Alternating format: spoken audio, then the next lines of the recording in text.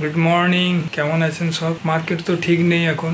আজকে তো একটা ভালো মেগা গতকাল একটা মেগা হাউজিং কোম্পানি লিস্টেড হলো, বাজাজ হাউজিং। তো বুঝতেই পারছেন ওই একটাতেই প্রচুর ওভার সাবস্ক্রাইব হয়েছিল। ইন্ডিয়ান স্টক মার্কেটে বোধহয় লাইফ টাইম এরকম টাকাও প্রায় 6,000 না 7,000 কোটি টাকা দরকার ছিল, সেখানে উঠেছে প্রায় 3.25 লক্ষ কোটি টাকা। বুঝতেই পারছেন রেপুটেশন।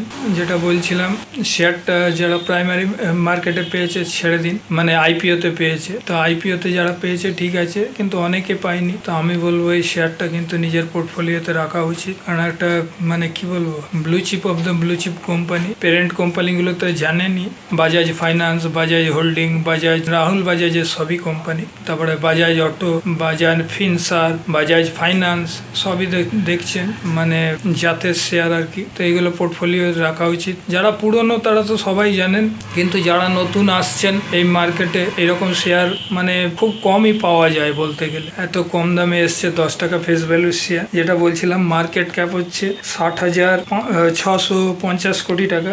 মার্কেট আজকে 165 টাকার মতন দাম আছে।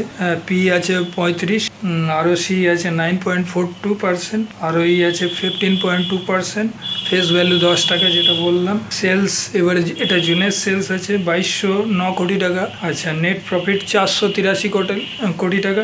কনসিস্টেন্টলি এরা প্রফিট বাড়াচ্ছে। আচ্ছা, ইকুইটিটা অনেক বড় আছে, 6,712 কোটি টাকা। কোনো ব্যাপার না, বিজনেসও সেরকম করে। One of the India stock NBFC company. এরা provide loan, home loan and loan against property, মানে এরা প্রপার্টি মর্টগেজ নিয়েও লোন দেয় প্রচুর। তো বুঝতে পারছেন এইসব শেয়ার মানে এখন আরও প্রোমোটার হোল্ডিংটা বলতে পারলাম না, পাইনি এখনও পুরো ডিটেলসটা। যাই হোক, প্রথম বলে দিলাম। তো কেউ এই মোকা ছাড়বেন না, একটু হলে 25টা 50টা হলেও নিয়ে রেখে দেবেন। ইন ফিউচার কিন্তু এটা blue chip of the blue chip হবে। আর অনেকে বলছে এত হাই রেট, হ্যান ত্যান। হাই রেট বলে কিছু হয় না শেয়ার মার্কেটে। হ্যাঁ, ডাউনটা বলতে পারবেন, হাইটা বলতে পারবেন না কোথায় যাবে। হ্যাঁ, স্কাই ইজ দ্য লিমিট। ওই জন্য অনেকে অনেক রকম বলছে। তো আস্তে আস্তে সিপ অনুযায়ী কিনতে থাকুন, আর পোর্টফোলিও তো মাস্ট রাখবেন এইসব শেয়ার। এইগুলো আমার লাইফ টাইমে, আমি 30 বছর মার্কেটে আছি, আমি লাইফ টাইমে বাজাজ এর কোনো আইপিও আমি দেখিনি,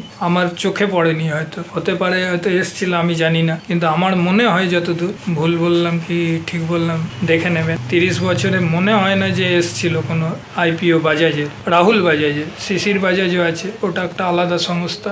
এটা হচ্ছে রাহুল বাজাজের সংস্থা।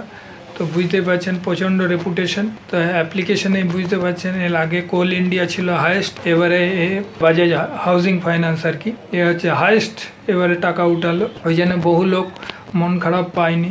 এত বড় ইকুইটি থাকতে কি করে পাবে? 6-7 হাজার কোটি টাকা নেবে আর উঠে গেছে 3 কোটি টাকা, 3 মানে 3 লক্ষ 3.5 লক্ষ কোটি টাকার মতন। তো বুঝতেই পারছেন, আর বেশি কিছু বললাম না। শেয়ারটার নাম হচ্ছে বাজাজ হাউজিং ফাইন্যান্স। নিশ্চয়ই পোর্টফোলিওতে রাখবেন। থ্যাংক ইউ দেখার জন্য। পারলে একটা সাবস্ক্রাইব করে দেবেন। রাখলাম, নেক্সট ভিডিওতে দেখা হবে।